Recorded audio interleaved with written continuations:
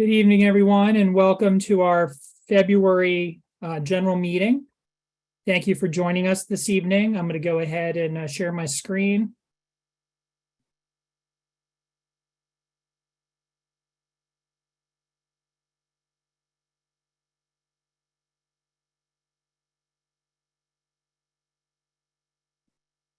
Jessica, would you mind admitting all the folks coming into the room?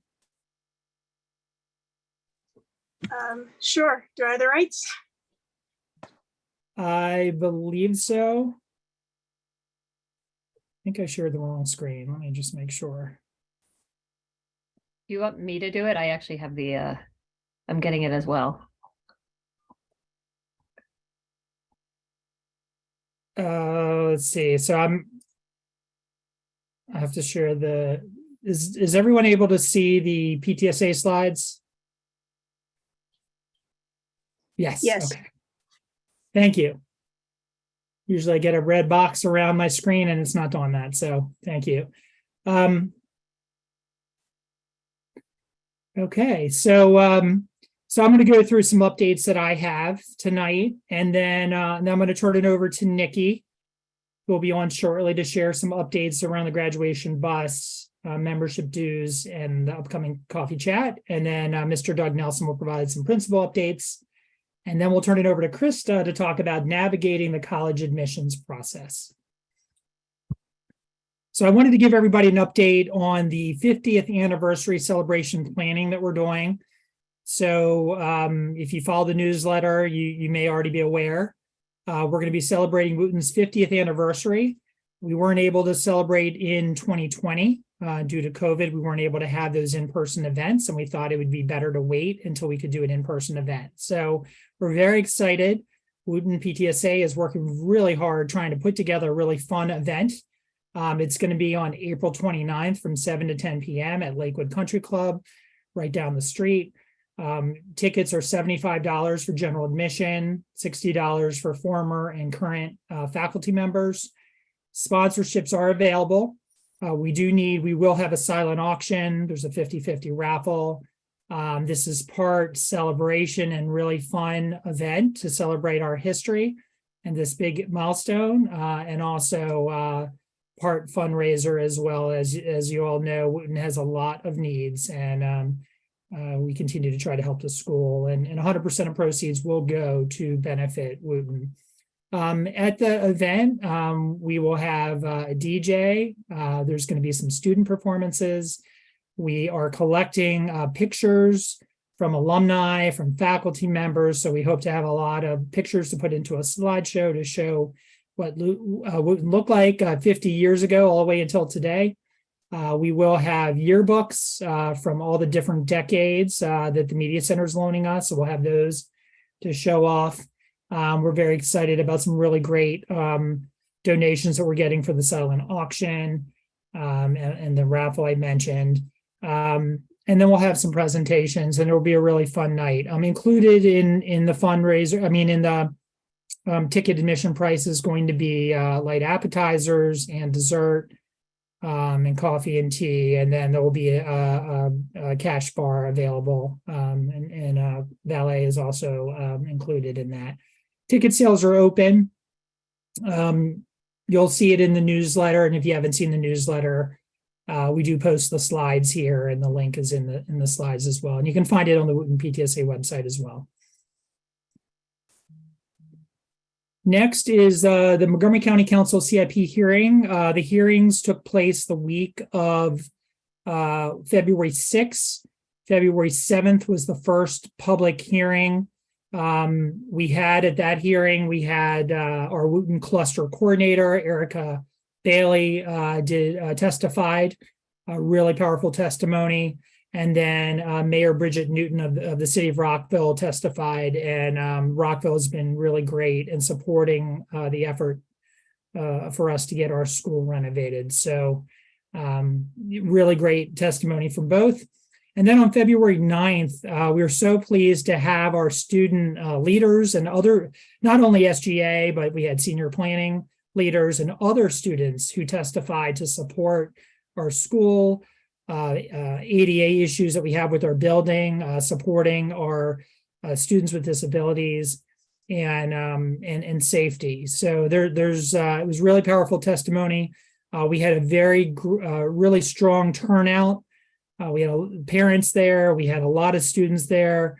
The majority of the audience was Wooten community members, and the council did notice, just like the Board of Education noticed in November when we did this. The council noticed. They spoke to it, and it was really great. So at the November CIP hearing, after the hearing, the Board of Education was really impressed with the students, and they immediately asked MCPS staff to go visit Wooten. And the next day, a team of MCPS folks did come out. There's been a lot better engagement from MCPS with Wooten on facility issues. They met with student leaders, got a chance to tour the building with the student leaders. The student leaders were able to show MCPS engineers and facility staff some of the issues that are occurring in the building. It was really very powerful. And then MCPS engineers and facility, I believe it was the director of facilities, wrote a message back to them to let them know what they were doing. So it was really great. The Board of Education members have been very engaged, and we so appreciate that. And you'll hear a little update from Mr. Nelson shortly, but MCPS did have a meeting with administration, engineers, and design company to discuss addressing a $15 million appropriation for exterior site work. It's highly unusual for a renovation to get early funding. But because of all of our advocacy, we are getting early funding, and it's been appropriated already by the Montgomery County Council. And that is to address the front bus loop and ADA issues around the site. And again, you'll hear a little bit more about that. Our renovation did get pushed back. It was slated last year. It was slated to be completed in 2026. It got pushed out to 2029. These are 2-year projects. So essentially at this point, the ground will be broken on supposedly, if they don't push us back again, in 2027. Move on to the next. So I did want to give you an update on upcoming PTSA meetings. So we haven't yet determined what our topic will be for the April 18th meeting, but for Tuesday, March 21st, and that's at 7 o'clock. All of our meetings are at 7. We're going to have a college admissions officer panel. And so far, the colleges participating are UMD, UMBC, University of Maryland Eastern Shore, UC Berkeley, Wake Forest, University of Georgia. And today I heard that 2 or 3 more schools are going to be participating. This is a great opportunity to hear firsthand from admissions officers. Our guidance department will be moderating the panel, and it'll be really informative. So great chance to hear directly from admissions officers, learn about the schools, and then have a chance to ask any questions that you may have. And I'm sure your parents have a lot of questions. So please join us March 21st for that. And then Tuesday, May 16th, during Mental Health Awareness Month, we're going to have a mental health panel of experts that'll be there to talk about youth mental health and youth and teen mental health. And they'll be talking about, they'll be able to answer questions. We have some excellent questions. We have a moderator who's from the National Institutes of Mental Health at NIH. So it'll be a great forum and a great panel. We hope you can join us for that as well.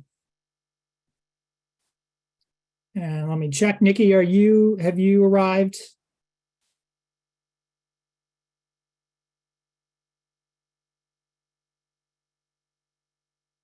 Right, I will go ahead and give you the update. So for senior parents, we do have 4 buses that have been reserved to take parents to DAR Constitution Hall. So you can, don't have to worry about driving or parking downtown around DAR. It could be difficult. So if you would like a ride, we sell the tickets at cost. It's pretty expensive to get these coach buses, so the price did go up slightly from last year. It seems like the price on everything has gone up, but and May is a very busy month for getting these buses. So they are available, $25 for members, $30 for non-members. You can sign up. You can go to the Wooten website. You can also find it in the newsletter that we send out on Mondays, and actually was sent out today, since we had a holiday yesterday. The buses are going to leave Wooten at 8 a.m. And on May 31st, graduation starts at 10 a.m. So you'll be there in time, be able to walk right in and get your seats and be ready for the start.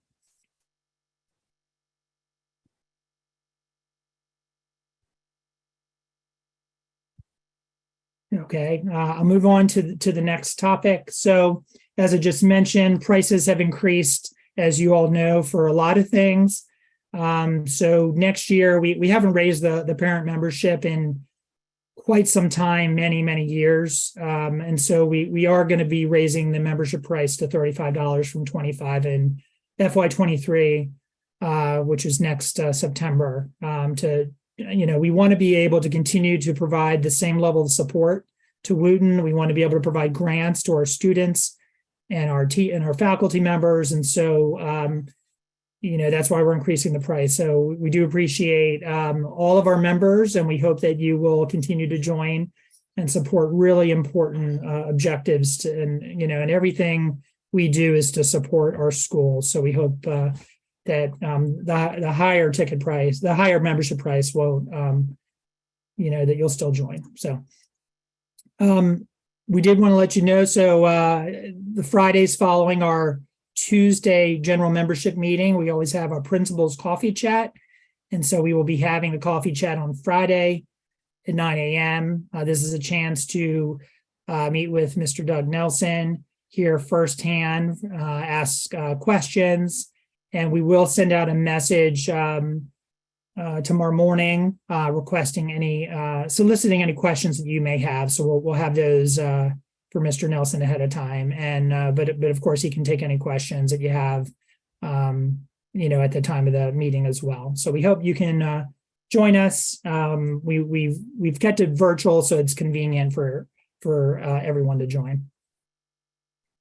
And now I'm going to turn it over to Mr. Nelson for any updates that he has. Sure. Thank you so much, Brian. It's nice to be with everyone this evening. Just a little plug on that Printable chat. If you do get your questions submitted in advance, those are the questions that we get to first. So that's always a very helpful thing to see questions a little before. It's not an issue if you provide them right there at the Principal's chat, but sometimes I can actually connect you with some documents or information that goes back to the school system or something kind of bigger than our school. So if they come in advance, that's very helpful, and hopefully you'll be able to join us this Friday. Just a few updates. One to start with, I'll start with the second one because this also connected with something that Brian was saying before. He's spot on when he says that I feel like the advocacy that was done by families and really specifically our students this year has gotten us some response from the school system when it comes to attention to the building. It certainly has been very helpful. We'll always take any of that attention that we can get, but whether it is staff from central office coming out to actually walk with our students, which we will have a follow-up meeting and another visit from that group sometime in February. That is all a result from advocacy in November that still continues to come back to the school. But we have a number of things that are kind of moving forward in the pipeline. MCPS, of course, has a process for all of this.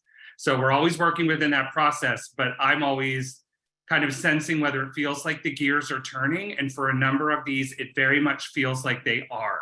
So whether that's looking at getting things started for our weight room, or whether it comes to the update that I'm sharing tonight, which is we have now been appropriated an architect to work on the school project following the February Board of Education meeting, which is something they have to authorize. So we now have been given funds as well as a specific architect. And so now the communication pipeline is open as to when we will be connecting additionally with that architect. So I know it's a long way off, but gears are turning, and those are some exciting updates that are coming toward the school. One thing I wanted to share with everyone, currently, if you remember back in January, I'm sure a lot of your students were talking at home about making course requests. What classes were they going to take as a senior or junior, sophomore, so on and so forth. What happens with all of that work and when students make their course choices is then the school is staffed based upon what students take. And so we do not automatically just roll everything forward just as the year before. For example, we have the addition of Health B. So we have that expansion of a health program that is going to then adjust our staffing in certain ways. So what's happening is resource teachers and administrators, a number of the members of ILT, we are now looking at the school's staffing allocation for next year in order to determine which specific courses are we offering based on what students took, and then which teachers will be teaching those courses. And so inevitably that season around staffing brings about movement. And so I just want to kind of make families aware of that, whether it's individuals that explore other opportunities, whether we are shifting courses because numbers went up or went down, right? Those are certain things that, we'll be rolling out over the subsequent weeks. And so we'll keep you informed about that. But those are the two updates that I have. And I just kind of wanted to share with the PTSA. If you've been catching the community updates, of course, we are celebrating Black History Month this month. And so we've had some celebrations along the way and some activities. We have one big celebration that comes up right at the end of the month.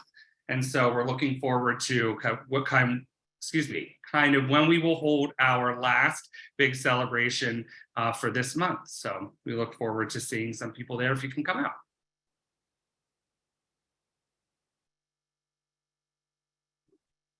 All right, thank you, Mr. Nelson. Does anybody have any questions before we move on?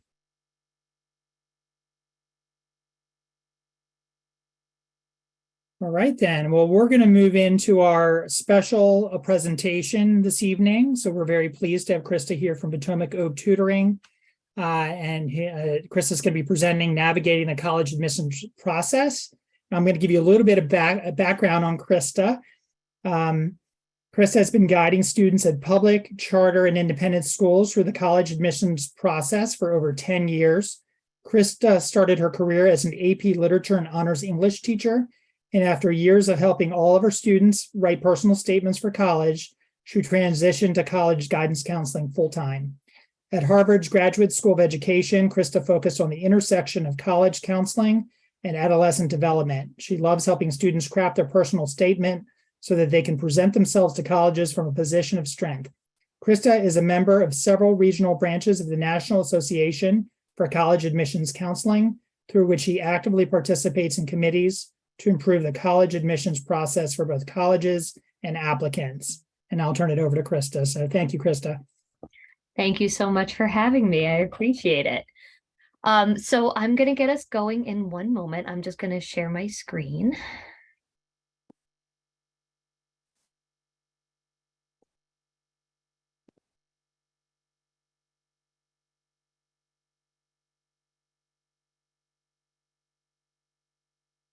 Oops.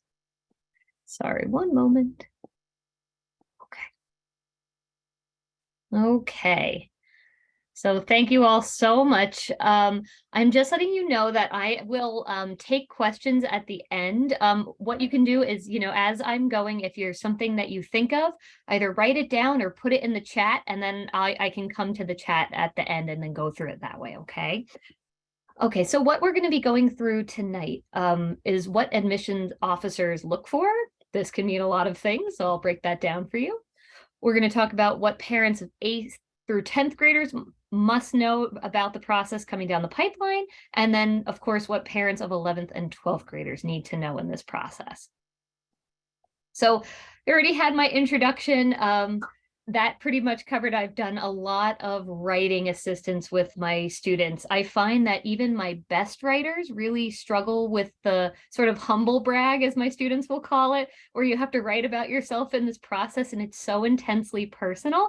So I really like helping my students facilitate the writing process, because they can do it. It's just sometimes they don't know what to write about. I was also in college admissions. I worked at MIT. And I've actually worked as a reader for several other colleges since. So I get to see a pretty wide array of what applications look like. And you'd be surprised how different they look even from region to region. So it's really fun working with the Maryland area just because the students here are so excellent. Like I don't know, the schooling system. I grew up in New Jersey, so it's a little bit different, but I will say, like, I get such wonderful, unique insights from the students that I work with here. So I'm going to start off with the college admissions criteria. So a lot of the times we'll get questions about achieving a high GPA versus weighted GPA. That's the GPA that you get when you include AP and honors courses into your GPA. And then I get a lot of questions about test scores. So one of the big things I'll say is that if you're shooting for something like a top 10 or 20 school, an Ivy League school, obviously, the higher the GPA, the better. A lot of students who get into these schools have the highest GPAs at their school, that there's something to be said for that. But that doesn't mean that if your GPA isn't perfect or you had a rough year, it doesn't mean you're not getting in. So the biggest thing to remember is that we're just pushing ourselves to get the best GPA possible for you. So for example, if you're somebody who really struggles in science, technology, engineering, and math, but you want to be a history major, there's a little bit of leeway there, right? As long as you're challenging yourself to take courses that are stretching you, but not so far that it's going to cause like stress to the point where it could hurt you in your other classes. So my biggest piece of advice in terms of GPA is to appropriately challenge yourself. And if you think you're really going to struggle, really going to struggle, then you take the class that you think is going to be a better fit for you academically so you can really understand the material. Okay. Students ask me which matters more, GPA or weighted GPA. That's an interesting question. And what I find in college counseling over the years is I'm never going to have a straight answer for you, unfortunately, because it really depends. So for example, some colleges, when they get your GPA, they entirely recalculate it. So I could say, when I was a guidance counselor in New York City, for example, I could send in whatever GPA I wanted, but a lot of the SUNYs, which is the State University of New York, they'll just recalculate it on their own scale. So at some schools, yes, the GPA, they'll look at your GPA versus your weighted GPA, but most likely they're going to recalculate it for themselves. The other thing that they're looking at in terms of regular GPA versus weighted GPA is what the averages are for your school. Your guidance counselor will usually fill out a form that tells what the sort of average and high weighted and regular GPAs are. So the college counselor, college admissions team, they're looking at your GPA in the context of your school and the context of your region, which is a really important matter, especially for my Maryland folks, because Maryland is intensely competitive, more competitive than a lot of spaces in the rest of the United States. So that's what I'm saying. The students from out of these schools are doing so well because you have such a great education, but it doesn't look like that everywhere in the United States. Another question I'll get is, what about honors versus AP? So you can always talk to your guidance counselor about this, but for example, usually, AP classes are usually weighted more than honors classes. But as I was saying before, it really depends on what is going to work for you. If you're going to take the AP bio and that's really going to demoralize you, if that's something you really don't have the time to put into, or it's something that you're really struggling with, then take the honors. So it's really about pushing yourself appropriately. If you're in a regular level class and you think you can push yourself for the honors class, take the honors class, right? So it's all about looking at yourself and what you can do to stretch the bounds of your education within reason. Okay. And this also goes with the how many APs should I take? So my answer is kind of always going to be the same for these, right? Like we want to think about it in terms of what you look like compared to the rest of your school. So if you're applying to something like a Harvard or a Stanford, right, they're going to look that you challenged yourself as much as you possibly can, to be honest, right? But other schools are going to say, again, look that you challenged yourself appropriately. So there is no right or wrong for the amount of APs to take. There's only, did you challenge yourself appropriately? Okay. I'm going to come back to the trends and admissions in a moment. I do want to talk about test scores because this one comes up a lot. I'm sure a lot of you have heard that test optional has something that has grown since the pandemic. But unfortunately, it looks like the schools are sticking with the tests. Schools that I thought would actually stay test optional, actually, I thought MIT would go in that direction. They were one of the first to go back to taking tests. So I thought the pendulum was going to swing in the other direction, but it's looking like it's not. So what I usually recommend is even if you think that you're not a great test taker, take the test. It's always good to have a score on the books, especially, for example, if you wanted to apply to a school in Georgia, they almost unilaterally require an exam, even when, so for example, when New York was in the height of COVID, they still required our students to have exams, even though they quite literally had no access to any. So that's just, a cautionary tale in case the college that you happen to love is something that's going to require tests. So you don't want to not take it and find out too late that you need to. And then SAT versus ACT, this is one of my favorite questions. So the SAT is a reasoning test, which means that it takes what you know and it jumbles it up. So you have to refigure it out. And they give you a little bit longer per question to answer it. So it's like 1 minute and 30 seconds, something like that. The ACT is an aptitude test. So they say, hey, do you know this skill? Can you do it 3 times? Can you do it in 30 seconds? So the ACT, technically the questions are easier, but you have to do more of them and you have to do them fast. Whereas the SAT, you get a little bit more time per question, but it's going to take what you know and it's going to have you kind of go through like a word problem to get there. So think about your skills. Are you somebody who does well with speed, or are you somebody who does well where you need a minute to think through it? I also highly recommend taking a practice test of each. They're widely available. You can even get a practice one online. I would do that and just see where your strengths lie. Okay. And then when should I take it? This is entirely dependent on when you take Algebra 2. So if you've taken Algebra 2, you have the math skills necessary for the SAT. I usually recommend, for students who are test savvy, I usually recommend starting at the end of sophomore year, the beginning of junior year. For students who are struggling with the exam or maybe haven't had a lot of experience with it, usually you're going to want to start in fall or spring of your junior year. The one thing I wouldn't suggest, though, is taking the exam in the fall of your senior year. That's stressful. You can do it. There's no harm in taking it in the fall, especially in the earlier exams. It just tends to add on to the load when you're already stressing with college applications. So I usually wouldn't recommend that if at all possible. So then looking at all of this within the larger scope, right? The current trends and admissions, they're leaning back towards test taking. So definitely take the test, and GPAs are 100% going to matter, but I'm actually going to explain that again in a moment. Okay, so beyond beyond the numbers. So there was quite a trend for a while, right, where colleges were looking at GPAs and test scores. And to be really honest, there are lots of colleges that still do that still use GPA and test scores as the gatekeeper, more or less. And if you don't have a certain GPA or test score, sometimes they won't even look at your application. But that trend is kind of going out the window now, and we're seeing more holistic application reviews, which means that they're looking at you as a person, which I think is amazing. And so what they're looking at now is, are you doing school clubs? How many are you doing? Are you taking leadership roles within your clubs? Are you doing anything outside of school? Are you volunteering? Are you a member of a religious organization? Are you interning somewhere, right?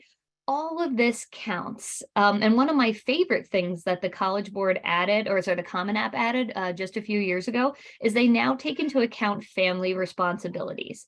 So I've had some students in the past who absolutely have not had a minute to do something like clubs at school or get a job because they've been supporting their parents and taking care of younger siblings. That's also part of the application. So what they're looking for now is what I like to call an accounting of time. They want to see what you're doing with your time.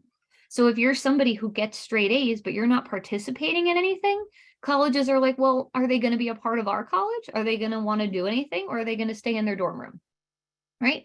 Or if you're somebody who does a lot of clubs, but then your grades aren't so great, right? They're going to be like, well, we also want somebody who can, who will participate in our classes. So what I have seen in trends over the recent years is that colleges are definitely looking for people who are joiners, meaning like you've got a club, maybe you have a part-time job, maybe you volunteer, but they want to see that you're doing something, unless you have big responsibilities at home. That's also perfectly fine. Okay. And then when you're doing these activities, they want to see, as you see there below the key aspects, they're looking to see, did you start doing this as a junior or as a freshman? Great. Maybe you took on the role of a treasurer as a junior. Maybe you became the vice president or the president in your senior year. Longevity, they want to see that if you start something, you stick with it.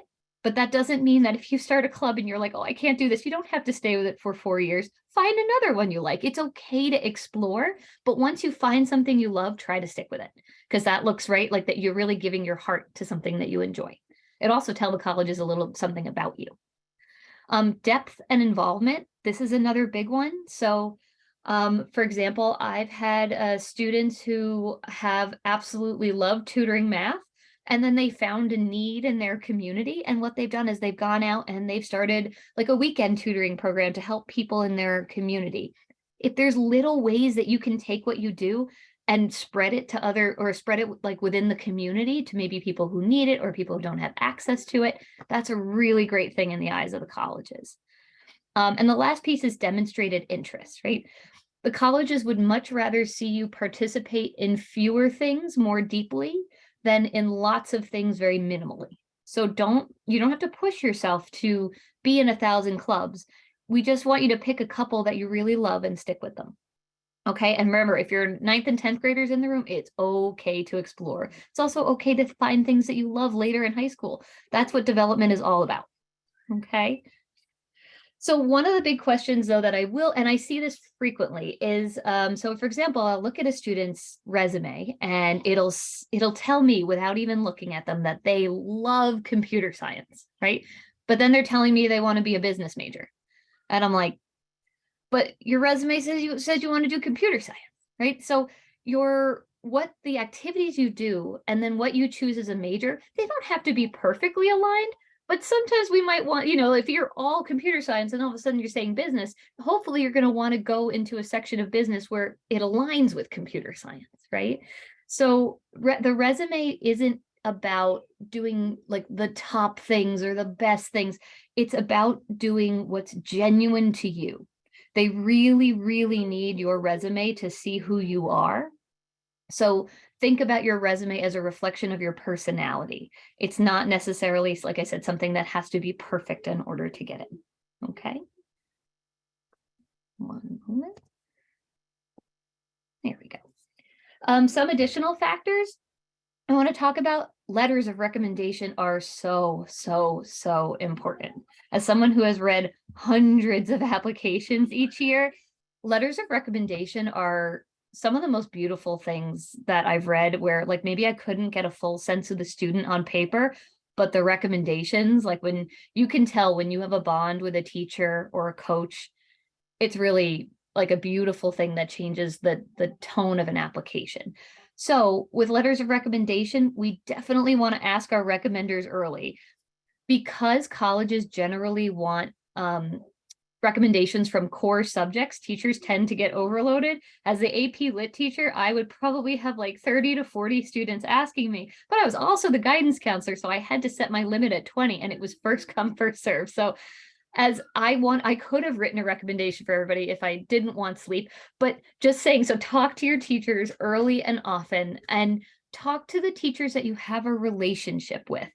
Generally, we recommend that you ask a junior year teacher, but if you were super tight with a 10th grade teacher and maybe you're in a club that they are the faculty sponsor for, something like that, that's okay, right? We want to see where you've developed a relationship with a teacher over time as well. And your guidance counselor will also be writing a recommendation for you. So I highly recommend you pay them a visit. Especially, you know, juniors, it's never like sometimes you think you have to be a senior to go talk to your guidance counselor. Absolutely not. If there are hours where you can make an appointment, I definitely recommend it, because for guidance counselors, it can be really hard when you have a lot of students that you're working with. So the students who show up at your door are the ones that you're really gonna have that relationship with. So I highly, highly recommend that. Okay. The one thing I will caution everybody against, though, is sometimes people want to match recommendations to the college. In general, the Common App or Naviance, you generally would send the one recommendation from one teacher, one recommendation from another to all the schools.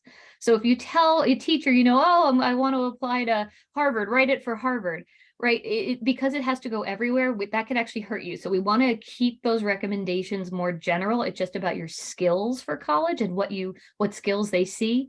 And if you really want a specific one, maybe a teacher is an alum, then you would talk to them separately about that and then communicate with your guidance counselor about sending a separate recommendation, okay? Because you just don't want to make the mistake of having a school-specific recommendation go to every single college, okay? Other things that we want to think about, your athletic status, your musical abilities, any exceptional talents that you may have. Lots of colleges have what's called portfolios now. So my biggest piece of advice, I'm just going to say this right now. If you are interested in art or music and you are in the 9th or 10th grade, even 11th, start saving your artwork now. Start videotaping your music now. Because I think the thing that I see a lot is when my 11th graders want to apply to music or art and they can't find any of their artwork. So please take pictures, take videos, and save them somewhere on your computer. This will save you, because then they're going to ask for like how your artwork has developed over time, or how has your music developed over time. Imagine if you could show them a video from 9th grade to video from 12th. That's a really compelling story. So that's my biggest piece of advice for my art or my music people in the room. For my athletes in the room, just be in constant communication with your coach, or if you're in outside sports organizations, you want to be asking, you know, if you're interested in going, you know, pretty big with like D1 or D2, you're definitely going to want to talk to them about how people come and recruit, things like that, because it's unique to each sport and unique to each school. Okay. Other factors, a lot of colleges that are in the top 10 and 20 like to interview their students. Brown's been doing this fun thing now where they offer you to do a 2-minute video. I had a student this year do a campaign video, campaigning to get into Brown. It was wonderful. So those interview skills, if anybody is offering it in your high school, or you can practice interview with anyone in your family, I highly recommend that. Legacy. So I want to talk about that one real fast. Legacy is when you've had a relative attend a college before you. Legacy, I don't know if anybody heard that there's a Supreme Court challenge to this at the moment. So the nation, let's say, is not in favor of legacy, and some colleges, UPenn is a big one, is trying to hold on to trying to keep the family in a college.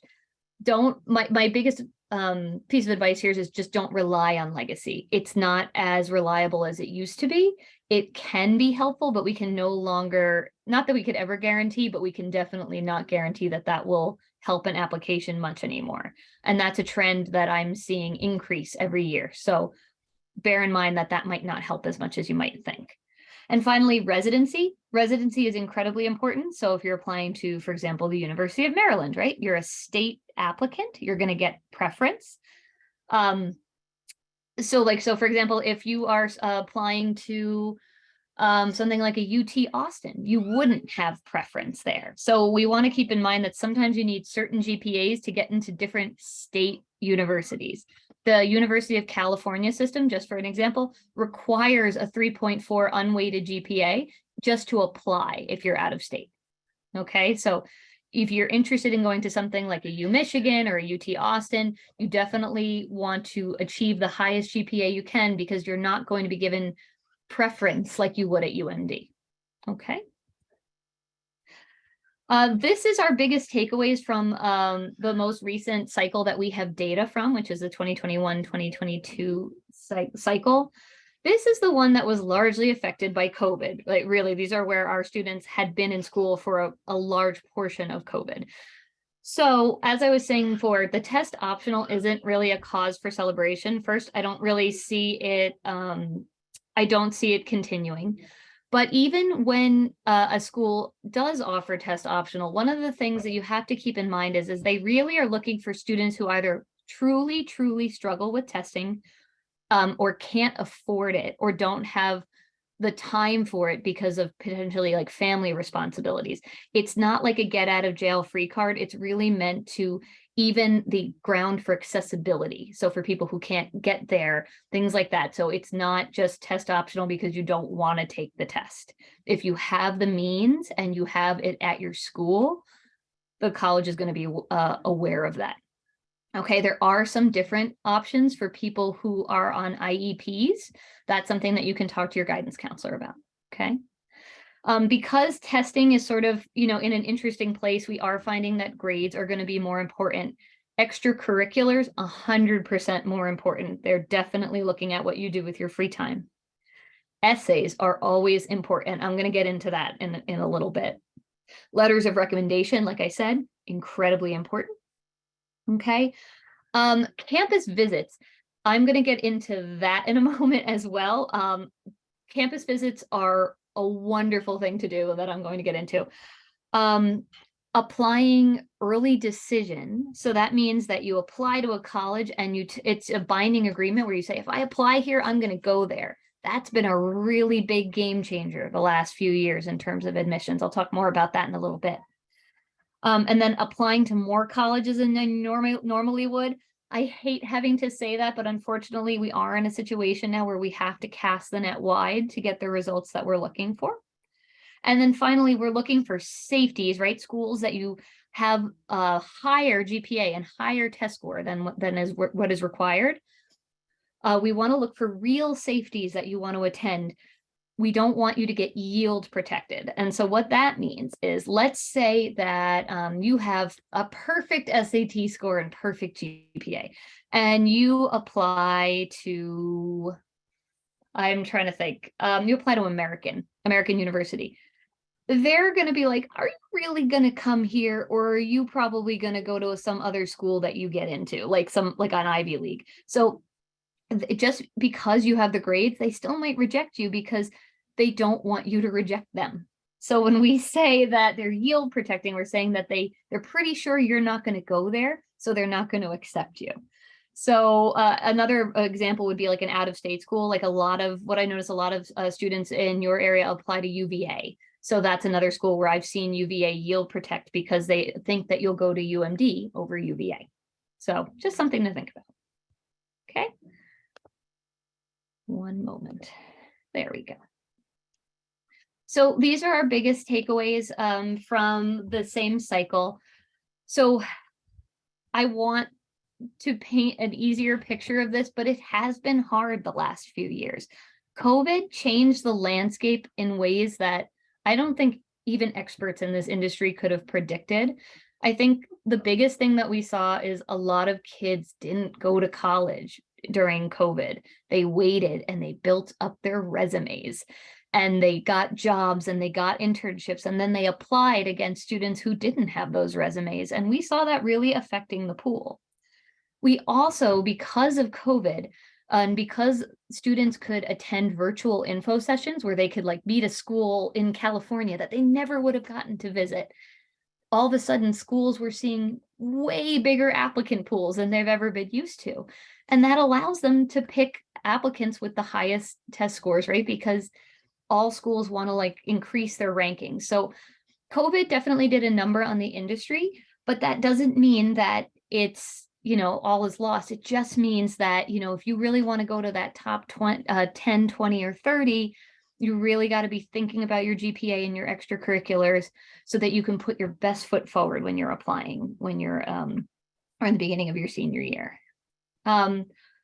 One of the things that we saw, I'm seeing it this year, and I saw it last year, is more deferrals, which means that you apply and the college says, we like you, but we're going to wait and we're going to put you in this other applicant pool, regular decision, to see if, how you stand against them. It's difficult for students, right? Because, you get all your hopes up and then all of a sudden you're deferred to regular admission. So that's why I said earlier to cast the net wide. We want to make sure that you have a lot of options so that you're at a place that's a great fit for you. Okay. If you look at this, the text I have here, that the early application decisions rose by 22% at Brown, 23% at University of Pennsylvania, 29% at Dartmouth, and 49% at Columbia. At Yale and Harvard, the applications under restrictive early actions jumped up by 38 and 57% respectively. So that means that there's more people in the application pool, which is why the essays are so incredibly important. But again, I'm going to get into that. So this is all sort of repeating what I said earlier. Applying early is definitely helpful because you're telling the college, I really like you, I'm going to apply early. But also making sure that a college, if they say optional but preferred for their testing, like UPenn, you'll notice 75% of the students they admitted had test scores. So even if they say they're test optional, like I was saying before, it's really a matter of access. If you have access to the test and you can take it, I would highly recommend doing that. Okay. Okay, this is what I was talking about before, demonstrated interest. So the one really great thing about COVID, the effects of COVID on the college admissions process, I should say, is that they started having what's called virtual info sessions. This has been a game changer for so many of my students. I literally Google virtual info session, Northeastern, virtual info session, Georgetown. You just Google it, it pops right up. Then you enter your name and your email and you sign up for a time to visit a college online. This is the best thing you can do. And you can be doing this in 9th, 10th, 11th, 12th grade. I really like for my 9th and 10th graders to do it. When I used to run advisory at my high school, I would have my 9th and 10th graders sign up for info sessions because it's just nice to look at colleges. You don't want to think about it as a chore. You want to think about it as getting to know where you might live eventually, right? It's like apartment hunting kind of. So I cannot stress enough how important it is to do virtual info sessions, and I highly recommend you do it as a family. When you fill out the online registration form, you're telling the college, you're like, hi, data mine me. That's good. We want them to data mine you in this case, right? Because then they're going to say, they keep record of this. So when you apply in 12th grade, they're going to be like, oh, cool, this person visited us in 9th grade, and then they took a tour in 10th. And so you're building up, you're telling a college, I like you, and it's not something that I'm just applying to. I've been looking at you over time. Okay. You can sign up for the college newsletter and do like their information requests. The only thing I'll suggest if you do this is get a different email. Make like a, your name college@gmail.com, because it's going to bombard you with emails. So definitely make like a college email that everybody in the family has access to, because I know that the pain of opening up an email and seeing like 200 new ones, you're not going to read all that. So make sure everybody in the family has access so you can kind of pick through it for some cool stuff. I highly recommend visiting them on their social media platforms. A lot of schools are Instagram heavy now. So I would definitely like their stuff. And if they say, hey, we're having this cool admissions event, go check it out. Another awesome thing that you can do is when I think I heard this mentioned before, that there'll be admissions officers visiting the school. Definitely take advantage of that. Especially when the admissions officers come, they'll usually give you a little thing that you can fill out with your information, just like the virtual info session. It has, or they're going to data mine that, right? So they're going to put it in their system, and they'll know that you have been interested in them. And another thing I'm going to sort of say tangentially is when a college visits you, or you go to visit, or maybe like a college fair in your area, you want to come with questions that you can't get on the website. So like, you would never want to roll up to MIT and be like, hi, do you have science, right? They're going to be like, oh, maybe you should look online, right? Or be like, do you have food? Do you have a cafeteria? What's the food? Like, no, like go on, like Google the best college food. Also, it's UMass Amherst. But like, you definitely want to say, I'm interested in biology and learning American Sign Language as a math. How would I go about these two incredibly disparate majors at your college? Or I don't know what I want to do. I'm interested in XYZ. Should I apply undecided, or should I apply into a major? That's always a great question, because it helps everybody in the room out, right? So if you're going to be going to these info sessions, or you're going to have college admissions reps visiting you at your school, go in prepared with a question that helps everyone and something that isn't super obvious. Because again, asking a question like that is also kind of like, it's like a bad first impression, right? We want to give them our best foot forward. So sit down with your friends, sit down with your family, and come up with good questions we can ask, okay? If you can visit campus is great, but like I said, if you can't, it's totally fine. Do a virtual info session. I know that there's a regional fair that's going to be coming up in your area in the spring. It's called the NACAC. It's the National Association of College Admissions Counselors. They always do a big fair in Baltimore. I highly recommend that. And they give you a little scan card, so you don't have to sit there writing your name out 80 times. You can literally just use your barcode. I really like that. When I was a rep, it was one of the best things. So I could actually talk to a student instead of having them fill it out while I asked them a million questions. And this is the biggest one, and you're not going to like this. You have to send a thank you email, even if you think no one's going to read it. I actually would give my students templates just to like help them out, but you might think that no one cares. But I loved my thank you emails when I was a rep, because I was like, oh yeah, that kid, right? Like you meet 100 people, but maybe 4, 5, 6 send you an email. Be the person who sends the thank you email, even if you think no one will read it. Okay. That's a big one. And I'm going to get into the why supplement in a moment. Okay. So for my 8th through 10th graders in the room, one of the things that I'm going to tell you right now, okay, is don't stress. So I'm going to tell you some stuff that might seem like, oh my gosh, do I have to be doing all this right now? Just take a deep breath. This is if I could give you the best pieces of advice that are minimal that will carry you through to 11th and 12th grade. Okay. The first thing you want to think about is the subjects that you like. If you really like something, maybe take a more difficult class in it, right? Or you really like writing, maybe there's a journalism class. So stretch into the things that you love, but also don't be afraid. Don't avoid the things because you think you're not going to like it, right? So just because you don't like pre-calculus doesn't mean you won't like environmental science. So don't be afraid to branch out and try the things you love. But also, if you do like something, take more classes in it. Remember, you're telling a college interest over time, okay? One of the things that we think about is what are your goals as an 8th or 10th grader? So a lot of my 9th graders are like, I have no idea. And I say, that's completely fine. You don't have to know, but maybe a short-term goal would be getting all A's this semester. Maybe a short-term goal is getting a B+ in the class that you got a C+ in the previous semester. So really think about making goals for yourself when you're in 9th and 10th grade, because it's those little goals that will get you to your big goal when you're a junior or senior, because you don't want to look up and say, as a junior, you don't want to be like, oh man, I wish I hadn't, avoided all my homework in 9th grade. So if you're struggling with something, now's the time to talk to someone. Find a tutor, find a support person, and make sure that you're putting your best foot forward so that you have all the options that you could want in 11th and 12th grade. Okay. Another piece is if you have Naviance, get to know it. So I found that a lot of my students had Naviance throughout high school, and again, I don't share the case for your school, but if you have Naviance as a 9th or 10th grader, go log in. There's a lot of really cool stuff. You can just look up colleges and it tells you all of this really fun information about it. So don't forget that that's a super useful tool. Okay. Another thing that we look at is when students have had a rough year. This is probably the most common thing I see in my career is students are like, well, I can't apply to this school because 9th grade was really hard for me. I can't apply to this school because 11th grade was really hard for me. Okay, that's fine. The whole point is that, you're human, right? And we can contextualize that in your application. There's actually an entire section dedicated to, okay, something happened, tell us about it. So it's, a lot of people have had some issues with mental health during COVID. There's been, it's a really tough time right now, and that's affecting a lot of people physically and mentally, emotionally. It's okay. Don't give up.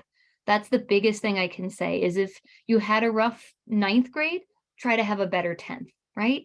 If you had a rough 9th and 10th, it's not too late in 11th. So you're telling the college is looking at your trajectory over time. It's okay to start, on the lower end. It's okay to take a dip. What they're looking for is that you recover, right? That you show them that you're resilient. And sure, you might have been taking all APs and maybe the following year you needed to cool it a little bit. Okay, you do what's best for you to put your best foot forward. Okay, so My 9th and 10th graders, my number one rule is don't give up. Okay. 9th and 10th graders, test prep. So this is a big one. I don't want to stress my 9th and 10th graders out at all about thinking about the test. But if you're somebody who either knows that you're afraid of tests, or you know who's really good at tests, right? It's a good thing to know. So what we want to do is we want to take just a little, maybe a prep test here or there. You can take one online. You can talk to your guidance counselors and see what the options are. But for me, right, I wish I had taken a prep exam in 9th or 10th grade, because I didn't know the SAT wasn't my thing until I was taking it in 11th grade. So I like it more for self-knowledge than anything else. So we can figure out if testing is something that stresses you out and maybe you need to work a little bit on, or if testing is something that you're amazing at and maybe a little bit of prep would get you those really high scores. And for everybody in the middle, right, just make sure you interacted with the test before you're in 11th grade. You don't want to go into 11th grade and be like, whoa, oh my gosh, I need to prep. You don't want to have to find that out too late and then cause stress. My whole ethos is to alleviate stress by doing little things early. Okay. And then another piece is, especially for my 9th and 10th graders in the room, definitely try to get involved, right? Use your summer too. If you attend a camp, go to camp. And maybe when you stay at your camp, maybe you can become a counselor in training. Do you like swimming? Become a lifeguard. Get a lifeguard, or get a summer job at a pool. Anything that you can do to just get involved with the community. Maybe you can volunteer with your parents. Maybe there's a club that you didn't really want to join this year because none of your friends were doing it. Go do it. Okay. So take those risks in 9th and 10th grade to really see what you love. Okay. Oh, one moment. There we go. There we go. Okay. So talking to my 11th and 12th graders in the room. Okay.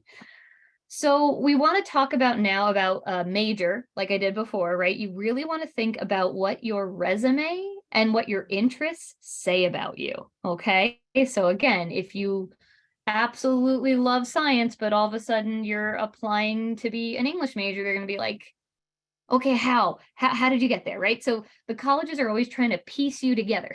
So that's a big thing. So you want to make sure that everything is aligned. Another big piece is making sure that your list is balanced.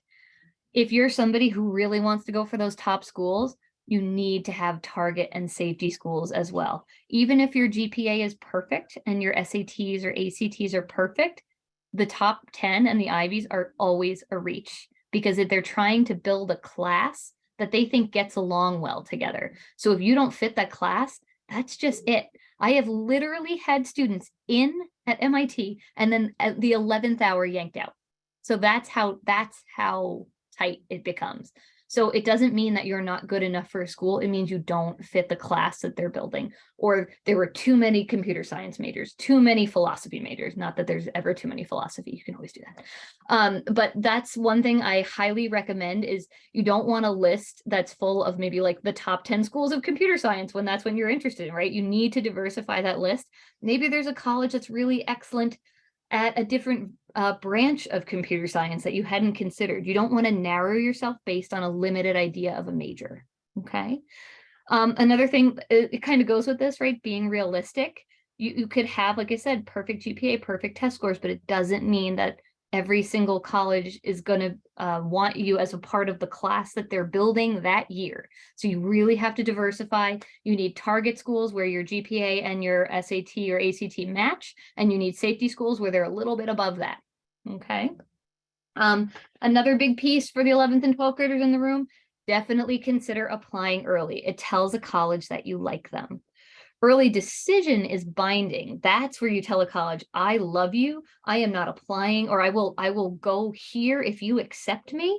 That's a really powerful tool to use. Okay. So consider now, especially if you're in 11th grade, or if you're in, well, our 12th graders have applied, but if you're, in rising into 12th grade, you should be thinking now about what your list looks like and where you might want to apply early. Especially with our spring break coming up, we want to be using that to look at colleges if possible. If it's financially and you've got enough time, try to go look at a few. I've had a lot of parents talking to me about this, like, oh, how could I utilize my summer or my spring break the best way I can? Like I always suggest, if you have the time and the money, go to Boston. There's 26 colleges in like a 5-mile radius. I lived there for 15 years. You turn down a street and you hit another college. So that's a really great way to look at things. I also like to compare colleges in similar regions. Like I love to tell my students, go visit UMD, Georgetown, and American. 3 completely different political science programs. And they're so, you're in the nation's capital there, right? And near the nation's capital, but the programs are vastly different. So compare colleges. That's a really great way to use your spring break. Or heck, just sit at home and go on your computer and do some virtual info sessions. Totally fine. You're on vacation, take one day, do one info session. Any little thing helps, okay? And then, as we're thinking about the college process too, you want to think about who your support network is. This is a big one. The college process brings up things about like your life that can be difficult. As a counselor, or someone who does adolescent developmental counseling, this can bring up things that parents and families don't always talk about, right? They're going to ask if your parents are together. They're going to ask how many siblings do you have, and you'd be surprised what this can bring up. So just make sure you have a support team there. And if you're like, oh, I don't know who to reach out to, talk to your guidance counselor. I'm sure you have a team at school who will be there to support you if you need it, okay? And the last big piece I'm going to talk about is thinking about your narrative. The personal statement is what they used to call the college essay. So when I was a admissions reader, I think this was hands down my favorite part of the application, because you get the GPA, you get the resume, you get the transcript, but this tells the story. And I think the most common mistake that students make is treating the essay like a resume. That's not what it's for. It's a snapshot into your life. My hands down favorite essay that I've ever heard in my entire career was about a student who was passing down her clamming boots to her younger sister because she wasn't going into the family clamming business. And my entire office was just like sitting there sobbing. And it was just beautiful for us because she was talking about how she wanted to be an engineer and re-engineer the process, but how her family was pretty mad at her, that she was going to be leaving town and leaving the family business. And the essay was probably 2/3 about clamming boots, right? As a metaphor. That's what they're looking for. It's those little magic things. I read an essay once about a student's quinceañera that went entirely horribly wrong because her family tried to plan it without her. And through learning what her family tried to do, we learned who she was when she was like, no, I'm not going to do this. So it can be funny. It can be moving. It doesn't have to be sad. That's another one that I get. Everyone's like, oh, I didn't have anything bad happen to me. I'm like, that's not what the college essay is about, okay?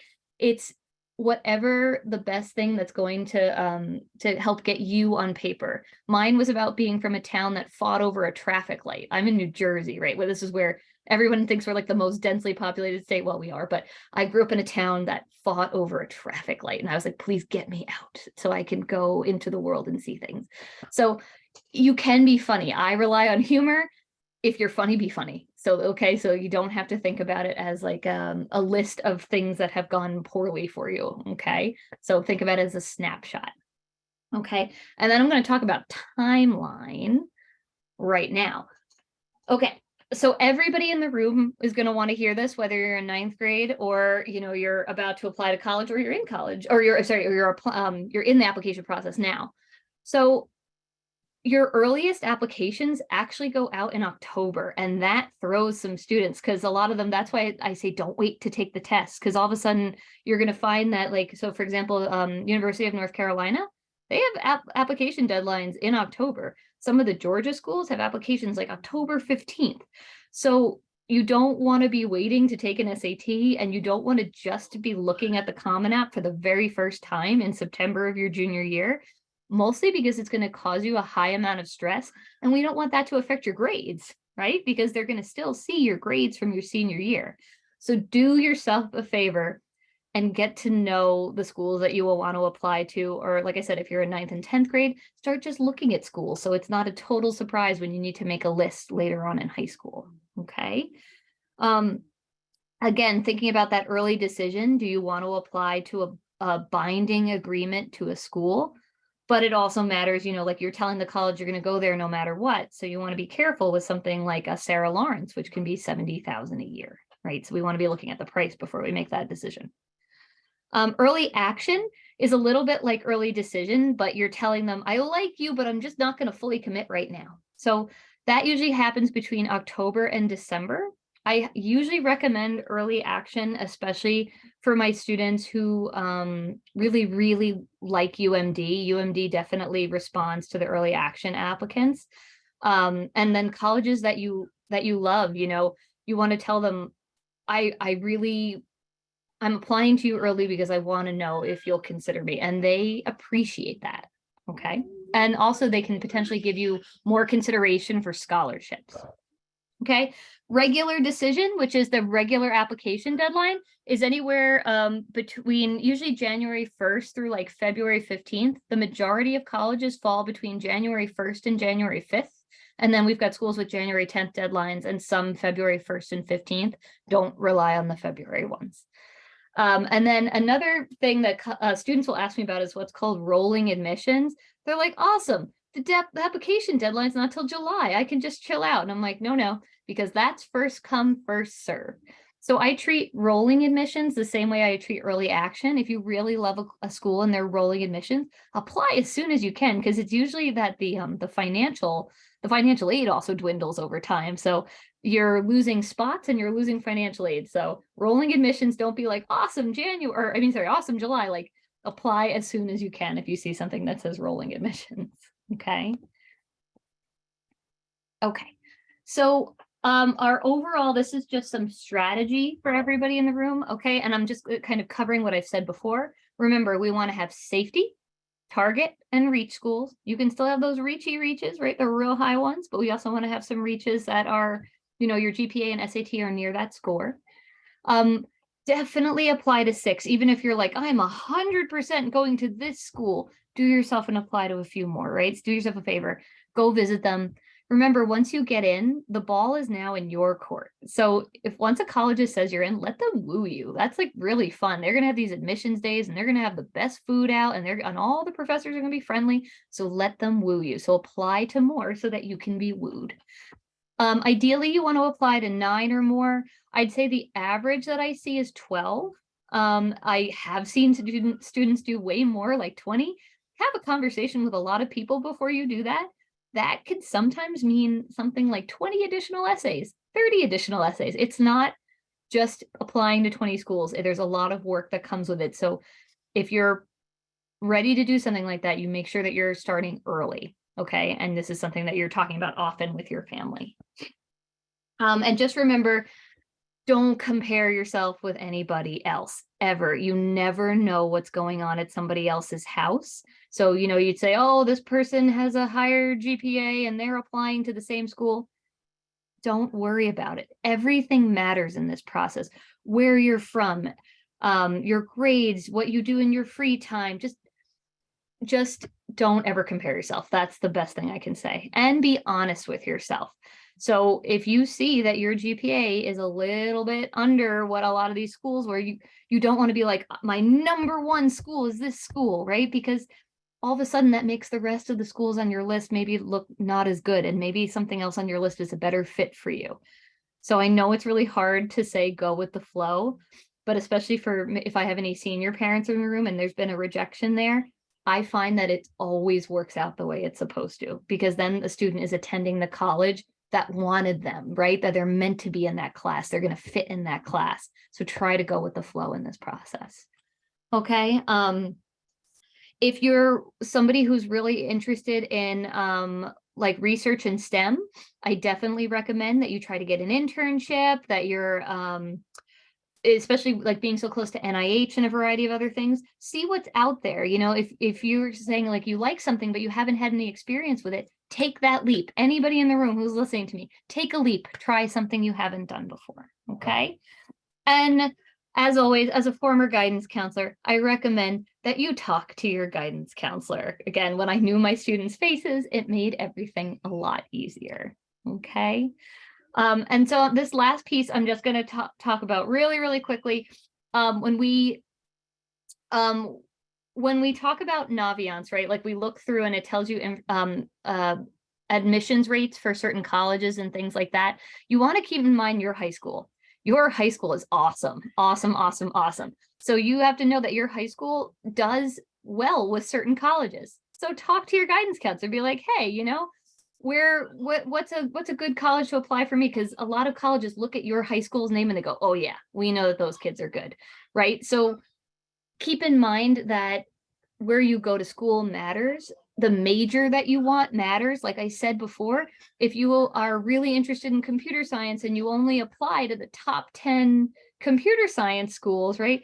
You can, if you look here below, it tells you how many students are enrolled at Carnegie Mellon University, right? If you see here, they only take 50 students into their School of Information Science, right? Where they take 434 into engineering. So we just want to be mindful of things like that, okay? Because you don't want to not be admitted in a space where you could be admitted if you had just chosen a major that maybe is related to what you're interested in. Okay. Okay. And this is like, as I was saying before, with our essays, we just want to make sure that your personal statement is a snapshot. Okay. And then the last thing I want to tell you about in terms of essays is they have something called supplemental essays, which I think, yes.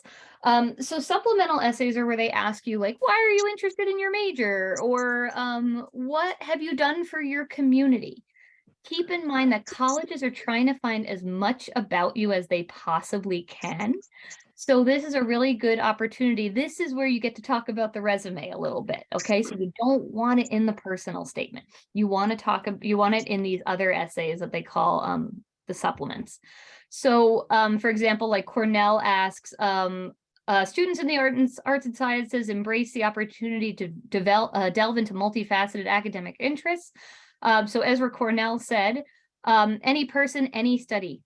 Tell us about the areas of study you are excited to explore and specifically why you want to pursue them at this college.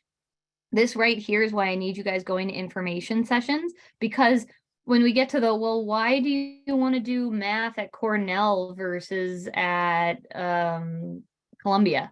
You have to have an answer for that, right? Because they want to make sure that you research the school. So my biggest suggestion is to just look at colleges early and often so that you know the ones that appeal to you and why. And then you can also get some super random ones. U Chicago is infamous. This year, I think the essay was, what wisdom would a wisdom tooth have? So be prepared.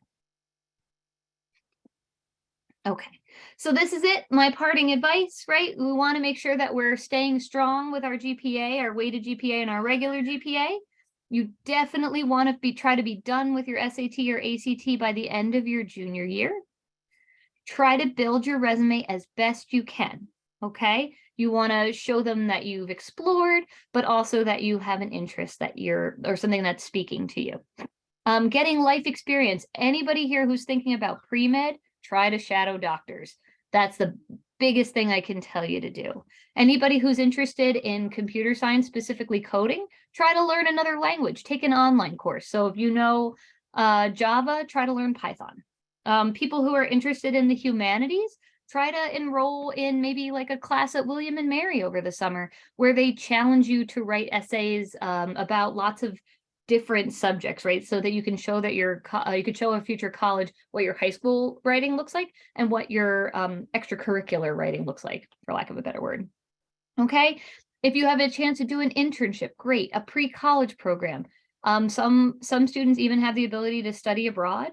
Do it. Anything like that is really going to be helpful as we move forward, just because it shows that you have a variety of experience. Okay. Give me one moment.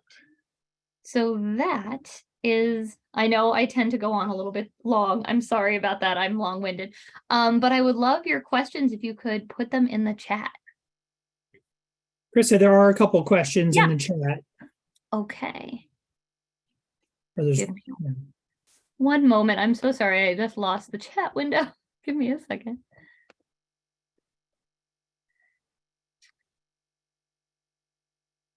Actually, all There it goes. So sorry about that. Okay, let me see.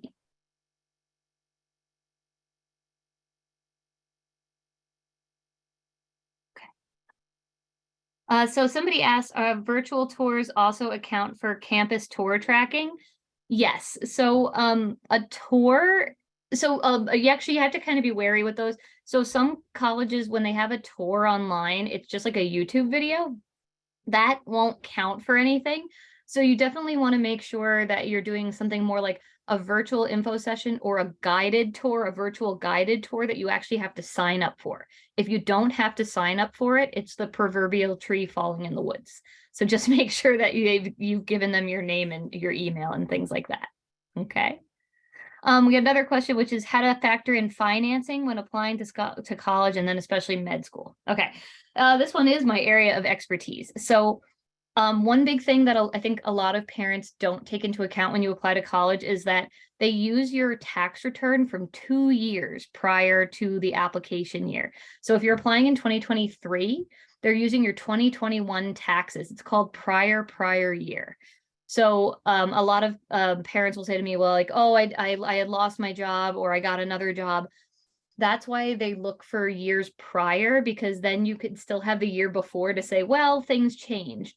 So when you're looking at finances, definitely want to make sure that you know what your adjusted gross income looks like throughout your students' high school experience, because if they're going to have questions, it's probably going to be from anywhere within that 4-year period. Okay. So that's the biggest thing I could say. And a lot of people will ask me this. I find that generally, if your adjusted gross income is 300,000 or less, you will most likely qualify for some sort of aid. If you make more, it doesn't mean you won't, but the general sort of rule of thumb is 300,000 or less will qualify for something. When you're looking for med school, usually what I would recommend is trying to do the more financially reasonable undergrad. Okay, because med school, no matter how you cut it, it's usually gonna be more expensive, unless you could get into something like NYU, which is totally free.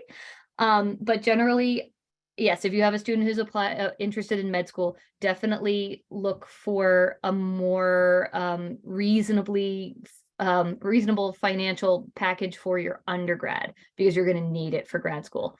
We generally don't want students to come out of college with more than $50,000 in debt. That's the general rule of thumb. If you take the federal aid for all 4 years, you'll come out with about $35,000 in debt.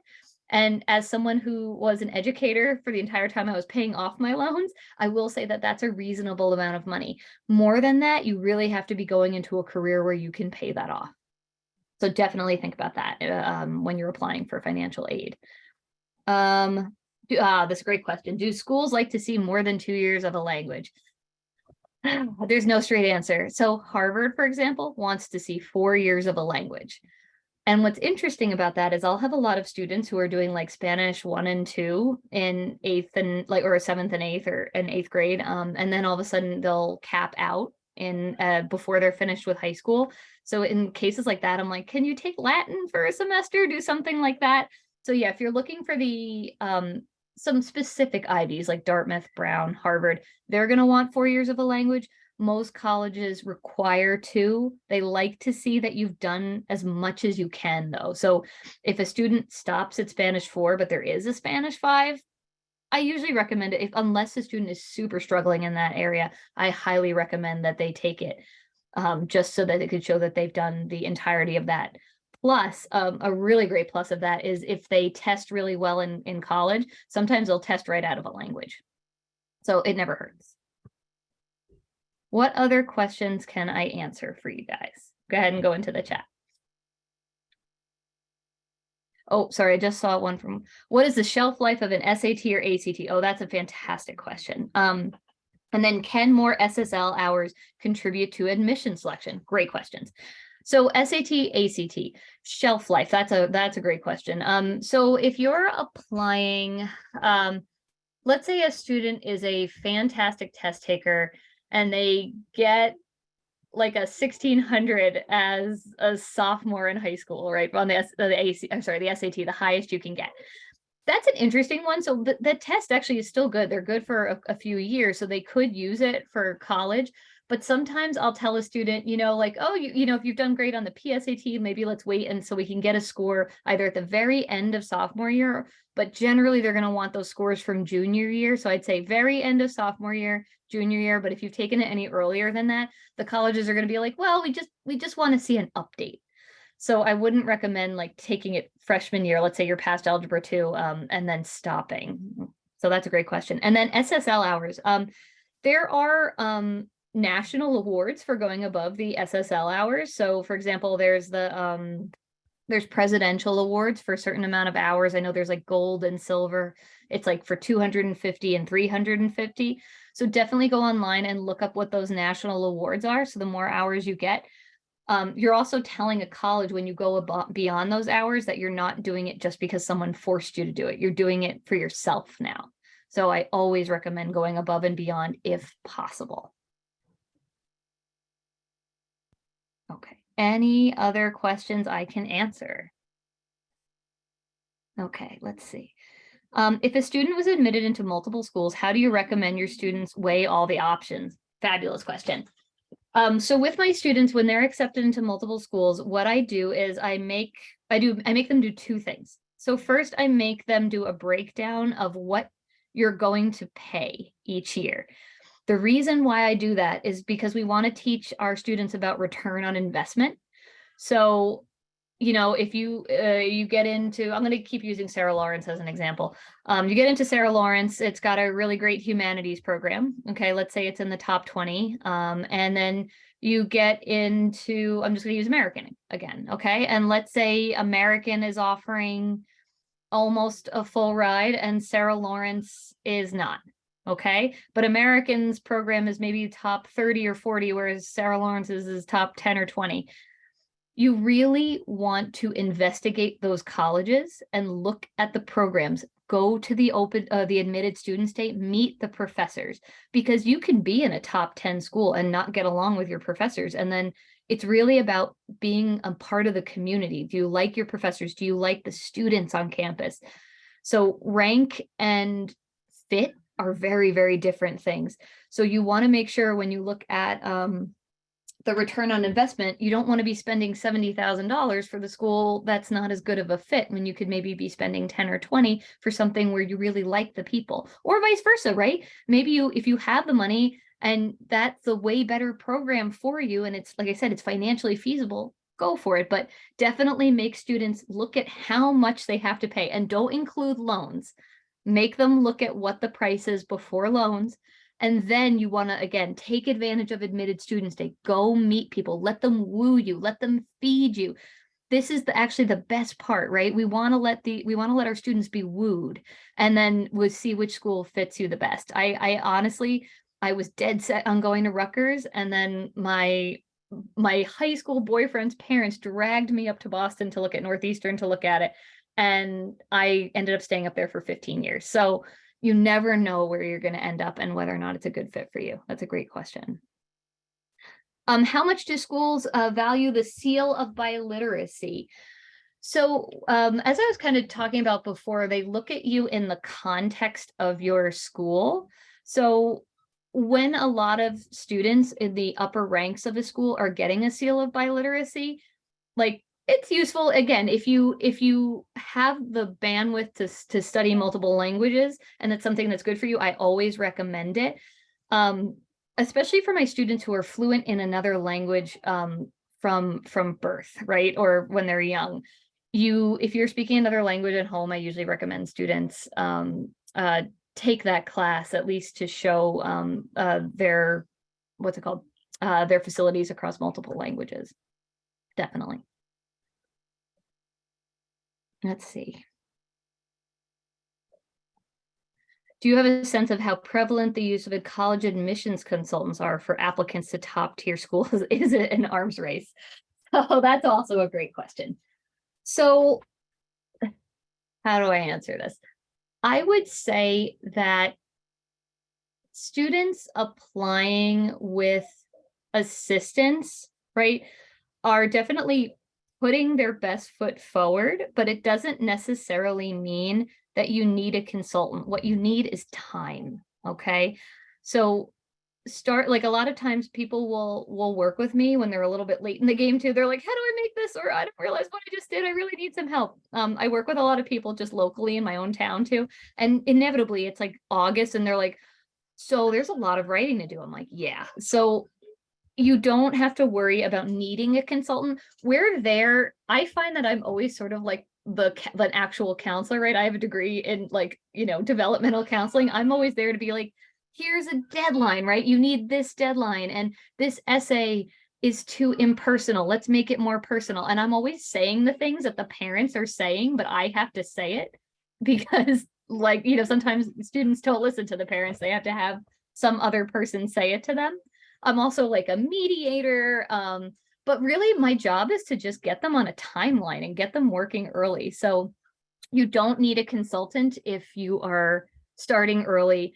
I will say, if you have a student who really struggles with writing, the only thing I would do is maybe, reach out to an English teacher early and often and just say, hey, what supports can I offer? If your school has writing or tutoring, anything like that, that could always help, because if a student struggles with writing, they really aren't able to put themselves out there. And that's what helps students get into colleges. That's a great question. Other questions?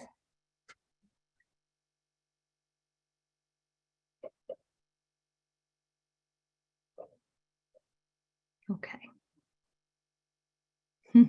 If a student wants to work in a humanitarian or nonprofit field, what would you recommend beyond volunteering? Another great question.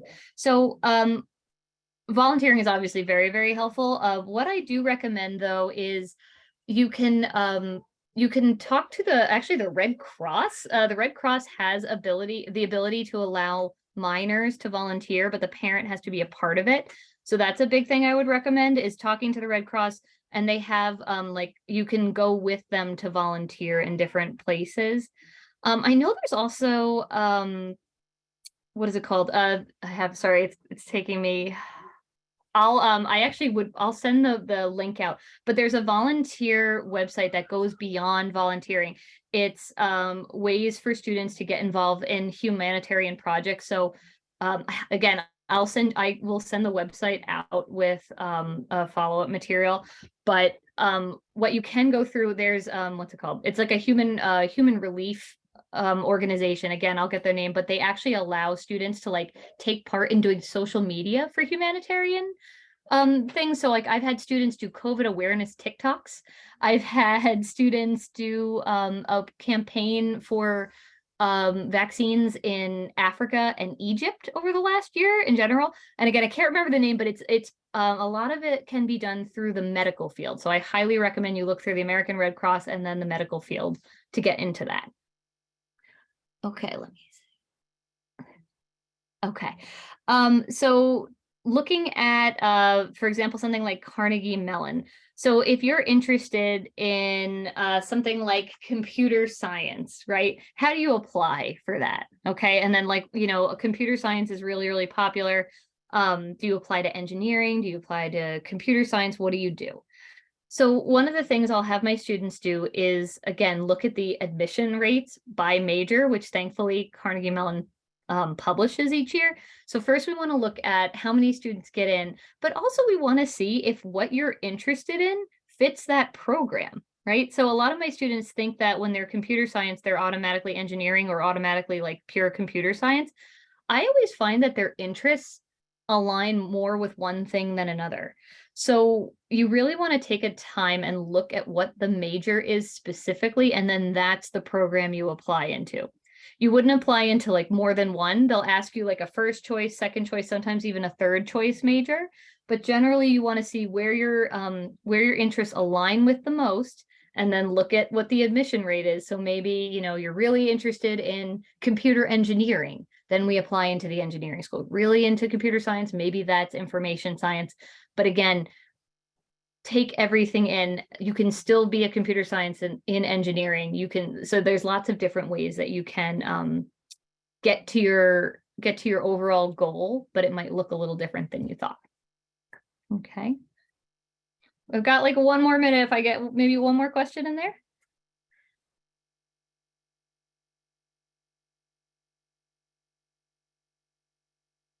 I'm going to take that as no more questions. Thank you all for listening to me. I appreciate it. I know that's a lot of information. My biggest takeaway is take a deep breath. Everything's going to be fine. Thank you so much, Krista, for that excellent presentation. And Pavel, thank you for Potomac Oaks Tutoring supporting all your support for PTSA. We really appreciate it. Potomac Oaks Tutoring has been a really fantastic supporter of PTSA and Wooten High School. So thank you, and look forward to seeing you both again sometime soon. Thank you everyone for joining tonight. I hope you can join next month when we have our college admissions panel. And if anything comes up in between, feel free to email me. Have a great evening. Thank you so much. We really appreciate it. Thank you. Bye, everyone.